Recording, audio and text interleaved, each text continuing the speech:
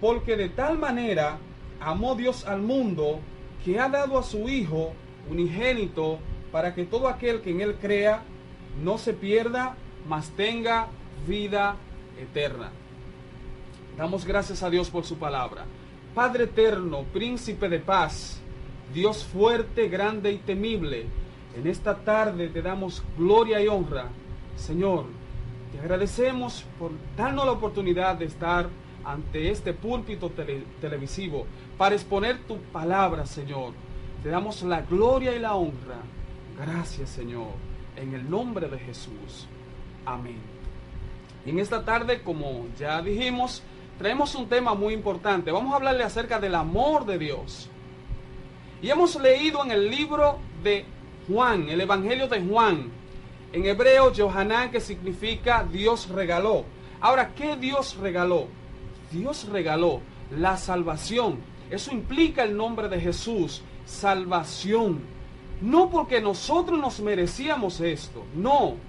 Eso es lo contrario. No merecíamos este regalo, pero por su inmensurable amor, por su misericordia, porque ¿qué dice la Biblia en Isaías capítulo 53, verso 6?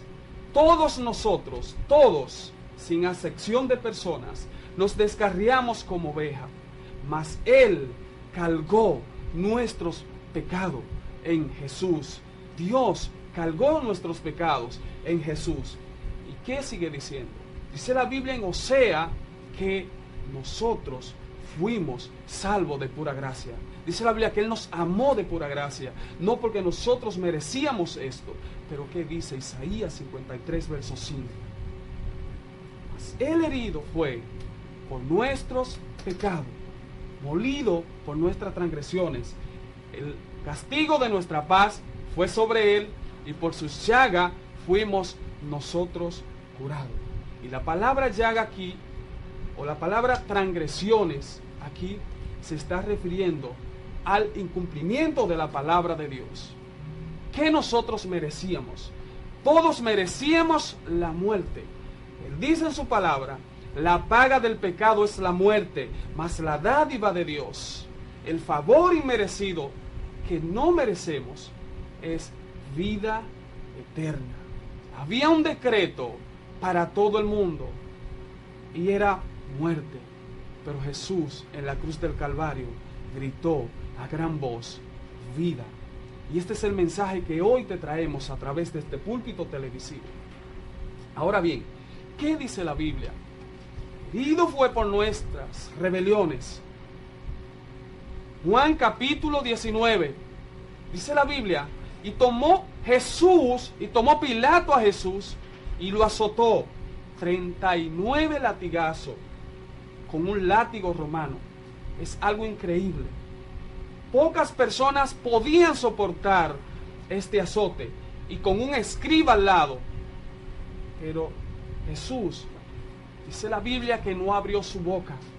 Y en medio de esos 39 azotes, con un escriba al lado, según registra la historia, escuche esto, para hasta que él no confesara, le estuviesen dando latigazo.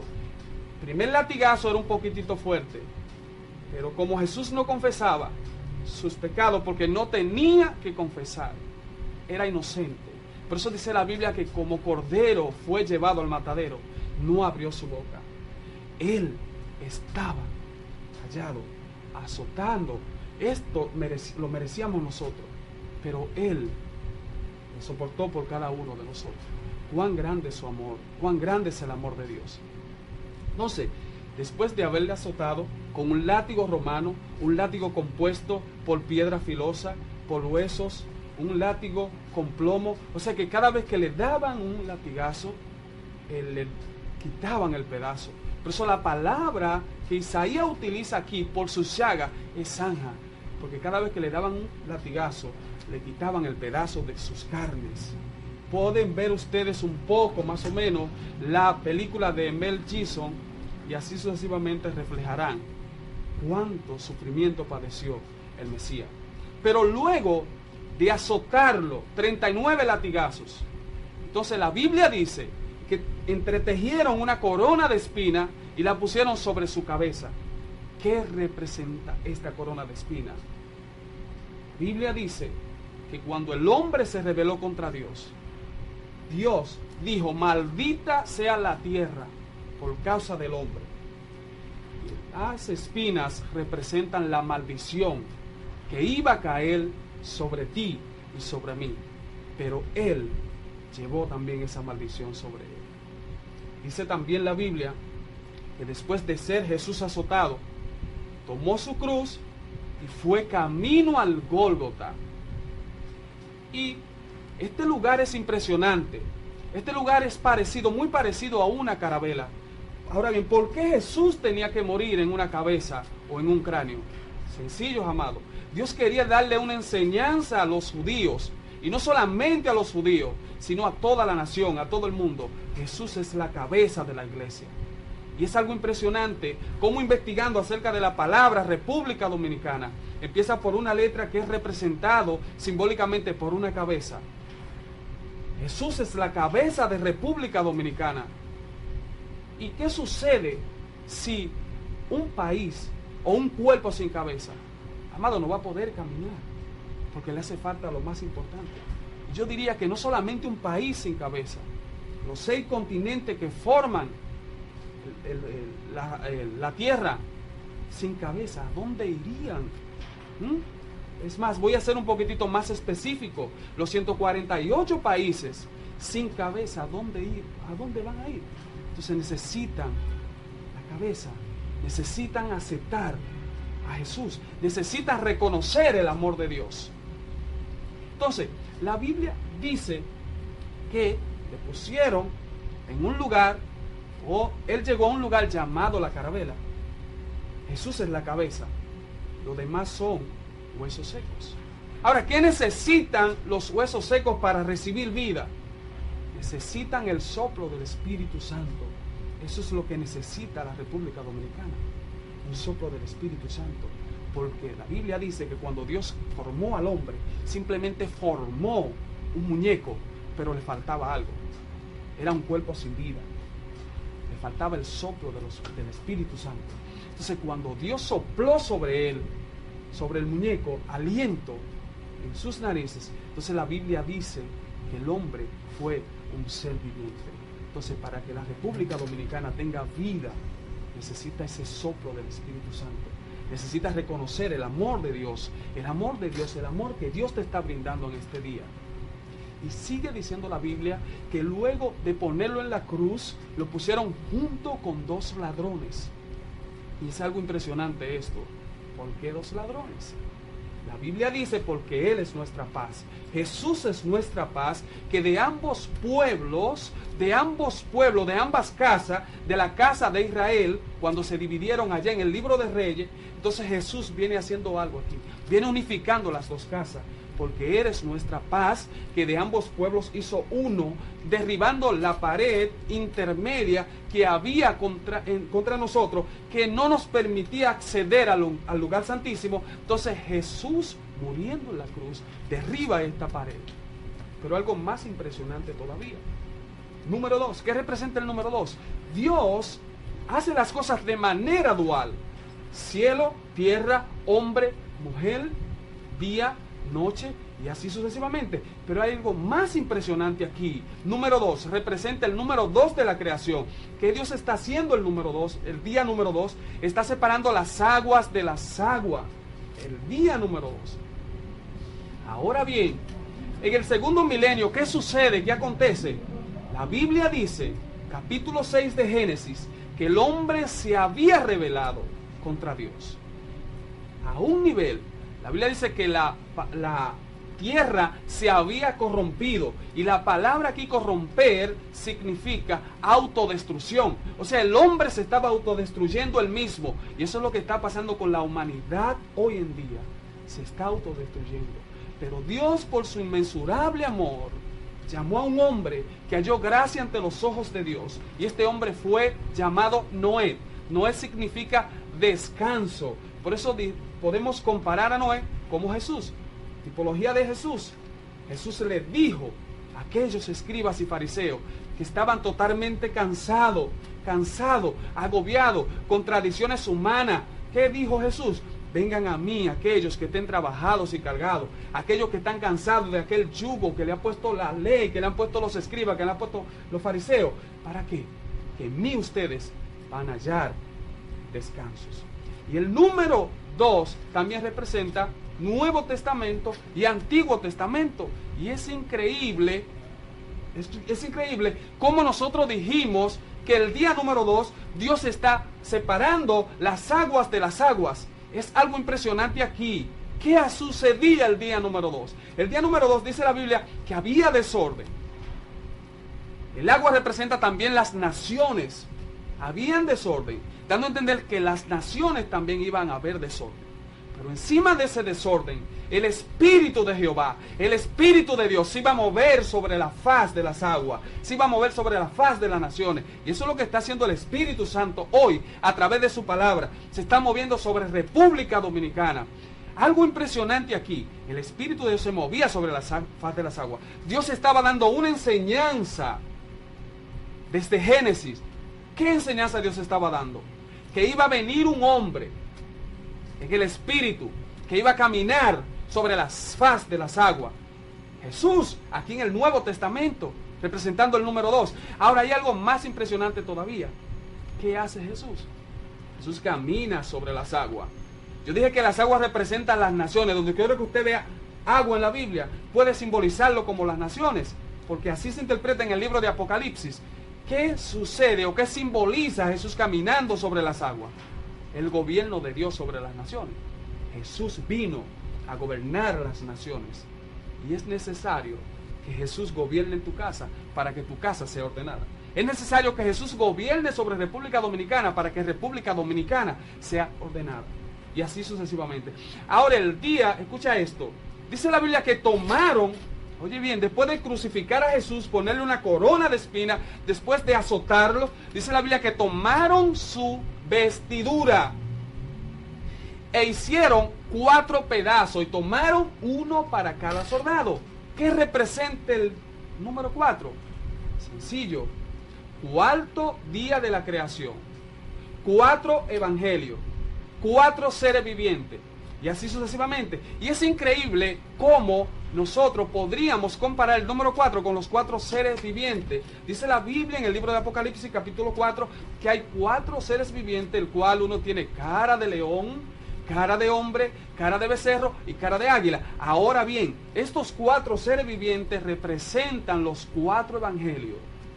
Y hay algo impresionante aquí, porque hemos leído en el evangelio número 4, evangelio de Juan, el cual Jesús es representado como el águila, la realeza, aquel que va más allá del entendimiento humano, aquel que va más allá de lo humano. Y algo más impresionante aquí todavía. Es increíble cómo el número 4 representa los 4 ángulos de la tierra. ¿Qué simboliza esto? Señores, amados, las personas, el pueblo de Israel fue dispersado por los 4 ángulos de la tierra. Ahora Dios dejó 4 columnas, ¿para qué? Para sustentar la tierra. Y esas 4 columnas son las que simbolizan a Jesús. Esas 4 columnas son los 4 evangelios. Ahora, cuando la Biblia dice que Israel está dispersado por los 4 ángulos de la tierra, pero hay algo, amado, que yo quiero que ustedes entiendan. Aquel que dispersó a Israel por los 4 ángulos de la tierra, también recogerá a Israel como la gallina recoge a sus polluelos y los pone bajo sus alas. Hay algo muy importante aquí, amado, que quiero resaltar, y es que Isaías en el capítulo 11, verso 12 dice que el Señor levantará pendón. Y la palabra pendón aquí es bandera. La Biblia dice que el Señor levantará baluarte y así hará reunir sus escogidos sobre los 4 ángulos de la tierra.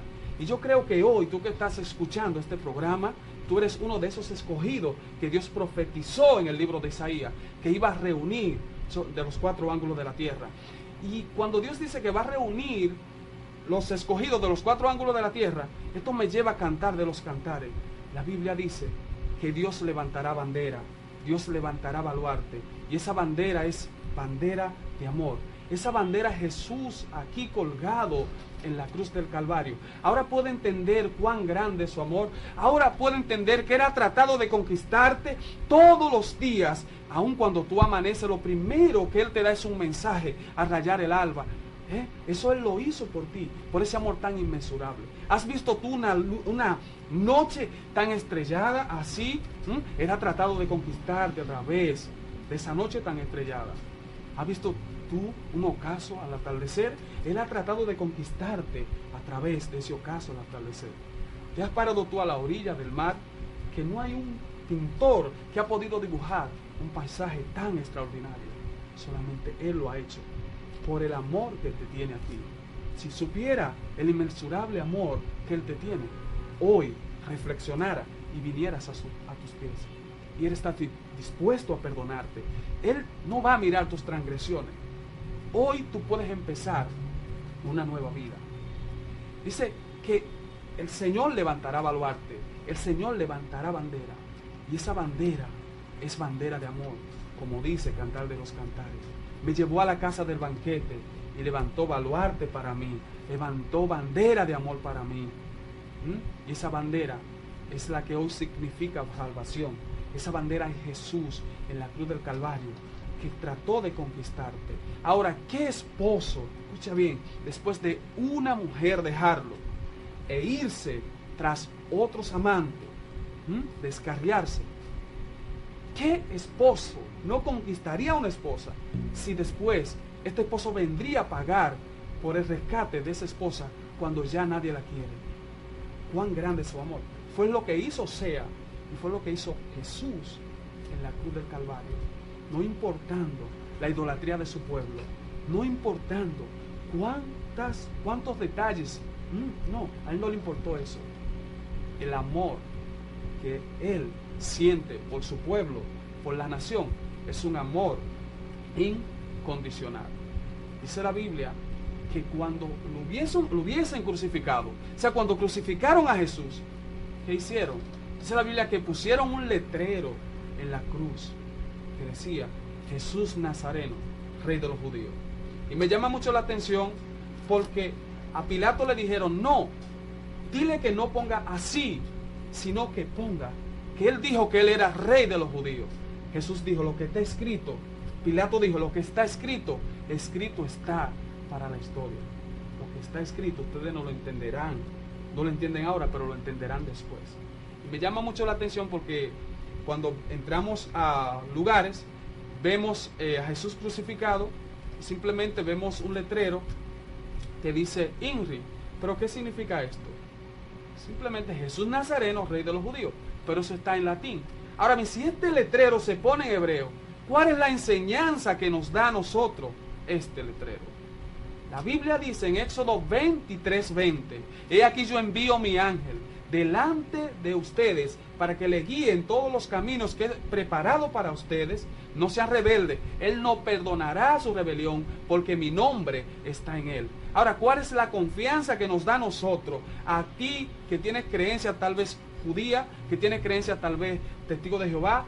No, ¿cuál es lo que nos da cuál es la seguridad que nos da a nosotros de que Jesús es el Mesías? Lo que Dios reveló en el Antiguo Testamento. Él dijo: mi nombre está en Él. Y aún en la cruz del Calvario, cuando Jesús estaba muriendo ahí, si nosotros simplemente hacemos una contracción de Jesús Nazareno, Rey de los Judíos en hebreo, simplemente vamos a obtener la conclusión del nombre que tenía el sacerdote en la kippah aquí arriba, Yahweh, que es el nombre del Eterno. Él dice en su palabra: mi nombre, el nombre de Dios, iba a estar en Jesús. Y Jesús significa salvación. Dice la Biblia, después de crucificarle, después de poner el nombre en Él, dice la Biblia que luego lo crucificaron junto a dos ladrones, claro está. Y luego, cuando van, oye esto te va a impactar.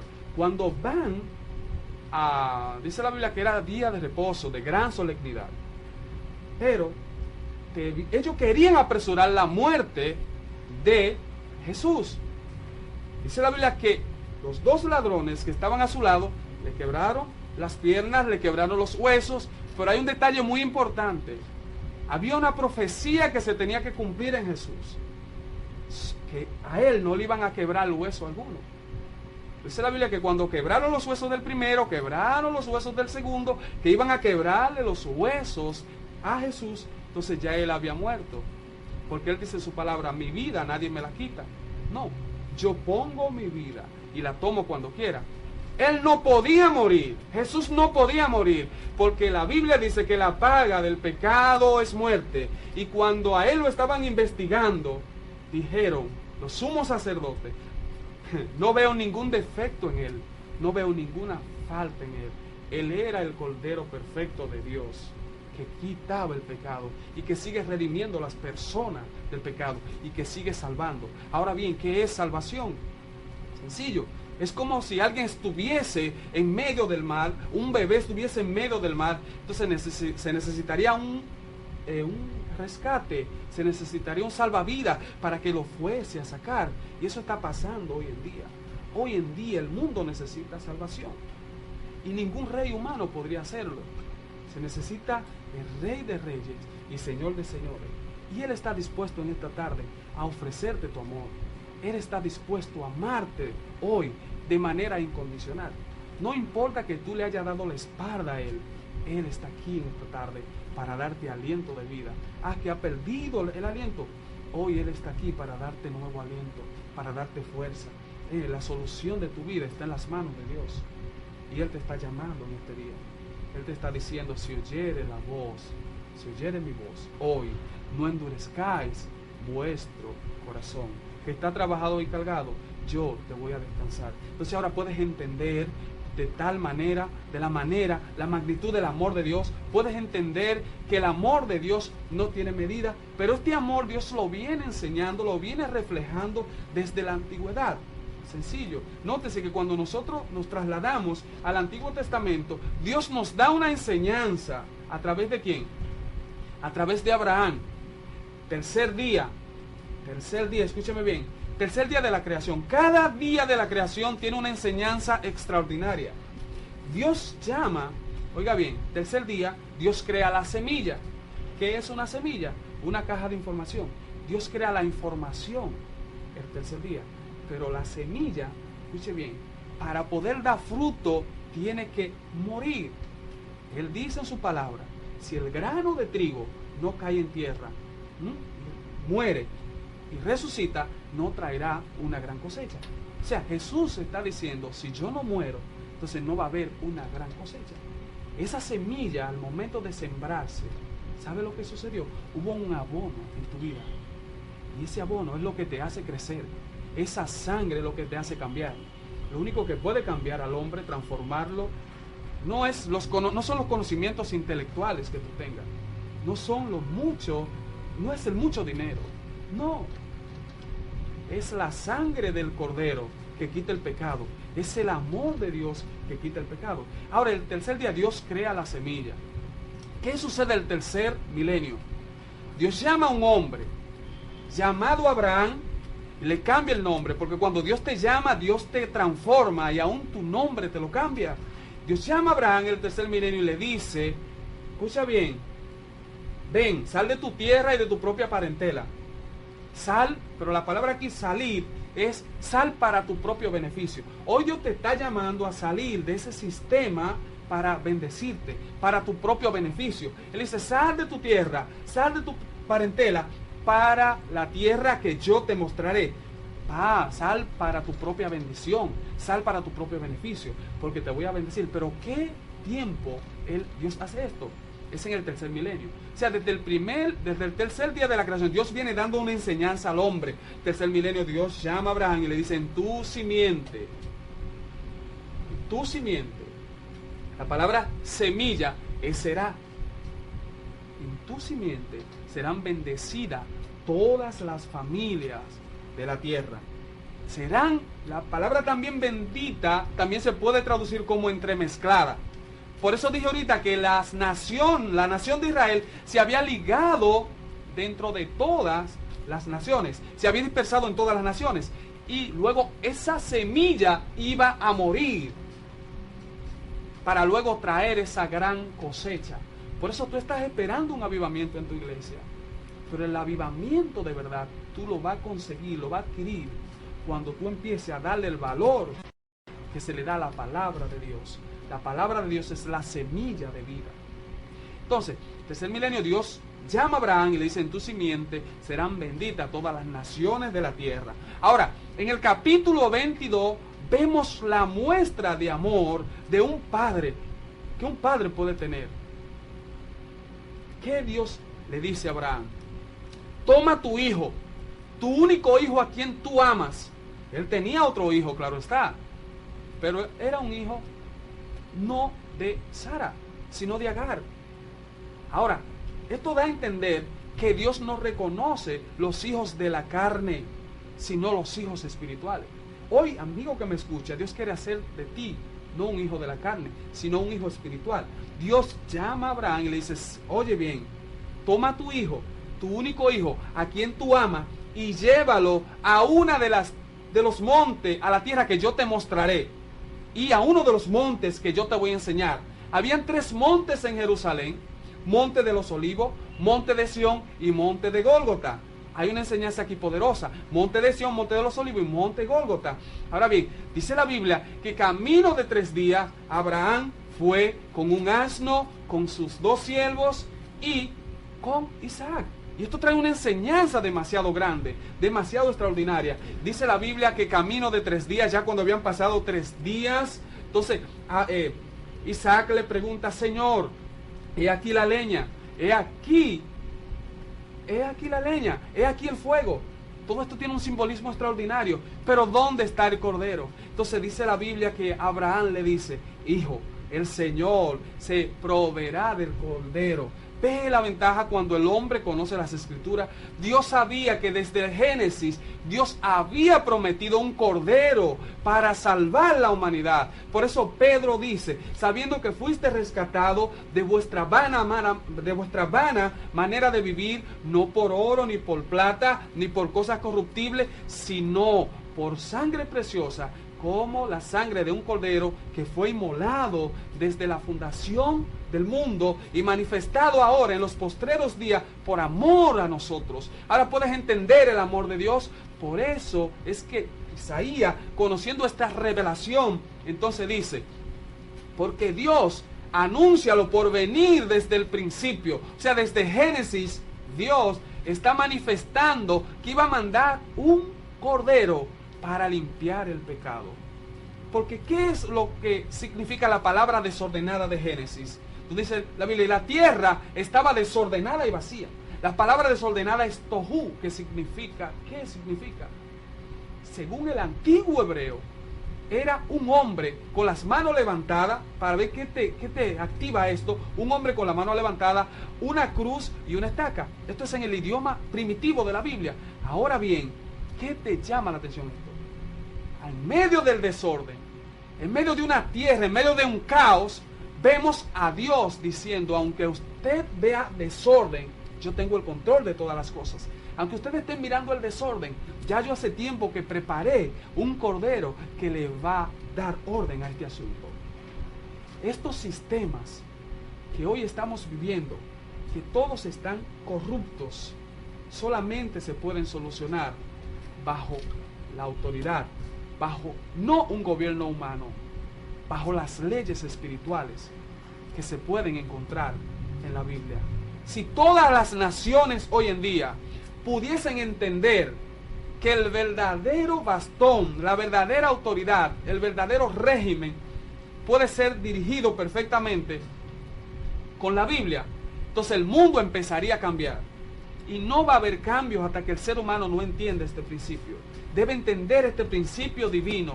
La palabra de Dios debe estar por encima de todas las cosas. Por eso es que Él nos ha amado tanto, por su inmensurable amor. Ahora puedes entender cuán grande es su amor. Entonces, cuando están allá en el Gólgota, escuche esto, porque la Biblia no especifica que el monte aquí donde Abraham lleva a su hijo es el Gólgota, pero la historia revela que tierra de Moria habían 3 montes, y el monte donde Abraham lleva a Isaac es el Gólgota. De hecho, la palabra Moria viene de una raíz hebrea que significa moré, Y esta palabra Moré es maestro, que significa luz. Desde este entonces Dios quería darnos una enseñanza. De hecho, la palabra Moriah o monte Moriah se puede traducir como monte de la enseñanza, porque esto es simplemente un símil de lo que Dios iba a hacer más adelante. ¿Qué Dios iba a hacer? Dios iba a dar una enseñanza para toda la vida. ¿Y cuál es esta enseñanza? Dios allá en el monte Gólgota iba a levantar un baluarte, iba a levantar una bandera, y era Jesús, el Rey de Reyes y Señor de Señores. Ahora, allá cuando están en el Gólgota, dice la Biblia, Isaac le dice: Señor, ¿dónde está el cordero? Abraham le dice: hijo, el Señor se proveerá de cordero. Pero me llama mucho la atención que esta palabra, el Señor se proveerá de cordero, hay en muchas Biblias que se traduce o se interpreta como el Señor ya se ha provisto de un cordero. O sea, ya el Señor se ha provisto del cordero. Ahora me llama la atención cómo Dios se le dice: en tu simiente serán benditas todas las naciones de la tierra. Cómo Dios se le dice que de Abraham iba a ser una nación grande. Pero ¿qué está haciendo aquí Dios? Dios está probando a Abraham. Todo, óyeme bien, de Isaac era que iba a venir la nación grande. Entonces ahora, ¿qué iba a suceder ya que Abraham iba a sacrificar a su hijo? Ya se iban a ir todas las esperanzas. Pero cuando ya Abraham iba a crucificar el niño o el joven, porque según la historia, este joven ya tenía alrededor de 33 años, ¿qué acontece? Entonces Dios permite que Abraham alce los ojos hacia un zarzal, y allá ve un cordero agarrado por los cuernos. Dice la Biblia que él agarró el cordero y lo sacrificó. Pero ¿sabe algo? Esto nos trae una enseñanza impresionante. Dios no tiene la necesidad de que tú le dé a Él, pero Él te prueba para que tú entiendas que eres el único proveedor de todas las cosas. Eres el único proveedor de todas las cosas. Entonces, luego de esto, porque Dios le había dado una profecía a sus siervos. Abraham le había dado una profecía a sus siervos, porque Abraham conocía las Escrituras. Mi hijo y yo iremos allá, adoraremos y luego volveremos. ¿Por qué? Porque Abraham conocía las Escrituras, y es necesario, iglesia de Dios, conocer las Escrituras. Es importante conocer las Escrituras, y no solamente conocer un versículo, no, conocer las Escrituras de manera secuenciales. Esto es la vida de la iglesia, esto es la columna de la iglesia, este es el gobierno de la iglesia, todo regido en base a las Escrituras. Dios nos ha dejado las Escrituras como el cetro, amén, y eso es lo que nosotros debemos saber. Lo más importante, lo más alto, siempre en nuestra iglesia, en nuestro altar, debemos tener las Escrituras como nuestro baluarte o nuestra bandera. No, si estamos sustituyendo las Escrituras por otro libro, entonces vamos a empezar a buscarle el sentido que en realidad tienen las Escrituras. Y para eso Dios nos ha llamado a este programa, Trompeta Celestial, para darle noticias a ustedes, para decirle a ustedes que Él, el verbo, la palabra, se hizo carne. ¿Para qué? Y hoy, nuevamente, se hizo carne. Y hoy, nuevamente, se hizo la palabra. Hoy tú tienes a Jesús en tu casa. Y es la Biblia. Ahora, ¿cómo tú estás ministrando la palabra de Dios? Pero cuán grande es su amor. Después de él estar allá, primero estaba ya a la diestra de Dios. Estaba a la diestra del Padre. Él estaba a la diestra del Padre. ¿Qué sucedió? Dice que él no escatimó el ser igual a Dios como cosa que aferrarse. Él se quitó esa vestidura de rey. Se puso una vestidura de mendigo. ¿Para qué? Por el amor que él te tenía hacia ti. Él era la palabra. Y después de ser la palabra, se hizo carne. La Biblia dice, y el verbo se hizo carne. Dice la Biblia en Juan, en el principio era el verbo, y el verbo era con Dios, y el verbo era Dios. Y es impactante esto, porque la palabra verbo en hebreo es davar, que significa fondo. Algo que estaba escondido en lo más profundo de Dios, y luego fue manifestado. ¿Cuándo fue manifestado? Sencillo. Dios le dijo a María, Dios le dijo a José, no temas José, porque el hijo que tiene María en su vientre, oye, es puesto ahí por el Espíritu Santo. Y esto es lo que no asimilan muchos estudiosos. ¿Por qué? Porque entienden que deben buscarle sentido a muchas cosas. Y a veces las cosas de Dios parecen no tener sentido. Entonces cuando tú le buscas sentido a las cosas de Dios, entonces entraría en ciertas dificultades. Pero he preferido mejor no cuestionar a Dios, simplemente confiar en su palabra. Y Dios te está llamando a ti como iglesia a confiar en su palabra, no solamente a confiar en su palabra. El otro día hablaba y me comentaba alguien que hay alguien que sabe mucha Biblia. Yo le dije, no basta con saber mucha Biblia. Toda la Biblia se resume en dos cosas. Amarás a Dios con toda tu fuerza, toda tu alma, toda tu mente y con todo tu corazón, y amarás a tu Dios como a ti mismo. Ahí se resumen la ley y los profetas. Si tú amas a Dios con toda tu fuerza, toda tu mente y con todo tu corazón, y amas a tu prójimo como a ti mismo, entonces ahí se resume la palabra de Dios. Eso es la palabra de Dios, amar a Dios sobre todas las cosas. De hecho, cuando Dios crea todas las cosas, Dios dice que todo era bueno. Y la palabra bueno es rico en abundancia, lleno de recursos, lleno de fortaleza. O sea, Dios utiliza todos sus recursos para ponerlo a disposición del hombre. ¿Y qué el hombre hace con todos esos recursos? Los pisotea. Dios le da la tierra para que la gobierne, para que la perfore, para que la convierta en un paraíso. ¿Y qué hace el hombre con ese recurso? Pues lo destruye. Es que el hombre sin Dios no se sabe conducir. Es como un barco sin una persona dentro, sin alguien que le maneje. Es así el hombre sin Dios. Pero quiero que tú en esta tarde reflexione y entiende que el que tiene el timón de tu vida se llama Dios, Jesús. Él puede guiarte hacia un futuro correcto. Hay dos cosas que yo quiero que tú entiendas. Tal vez hoy que tú estás mirando este programa, tú no entiendes ni siquiera de dónde tú vienes, a dónde vas, ni siquiera cuál es el futuro de tu destino. Pero tú vienes de Dios, está aquí por un propósito divino. Va a entender cuál es el futuro de tu destino cuando entienda que el futuro de tu destino se encuentra en la palabra de Dios, en el Verbo hecho carne. Así es que en esta tarde yo quiero que tú entiendas el inmensurable amor de Dios, el amor sin medida de Dios, cuán grande es su amor, porque de tal manera amó Dios al mundo, que no solamente ha tratado de conquistarte o llamarte a través de los profetas, no, sino que Él mismo se hizo carne y bajó aquí a la tierra. Él se hizo siervo después de ser Dios, por ese tan inmensurable amor.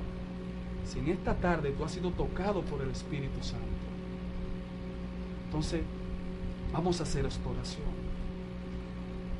porque yo entiendo que Dios te ama de manera extraordinaria, sin medida. Oramos. Padre eterno, príncipe de paz, te damos gracias por esta oportunidad que tú nos das de estar aquí exponiendo tu palabra. Esperamos, Señor, que cada amigo que esté mirando este programa, tú le bendigas, sobre todo con la salvación, aquel don que no merecíamos ni merecemos, pero tú por tu ínfimo amor, por tu infalible amor, por tu misericordia, nos lo has brindado. Te agradecemos esta oportunidad en el nombre de Jesús. Amén.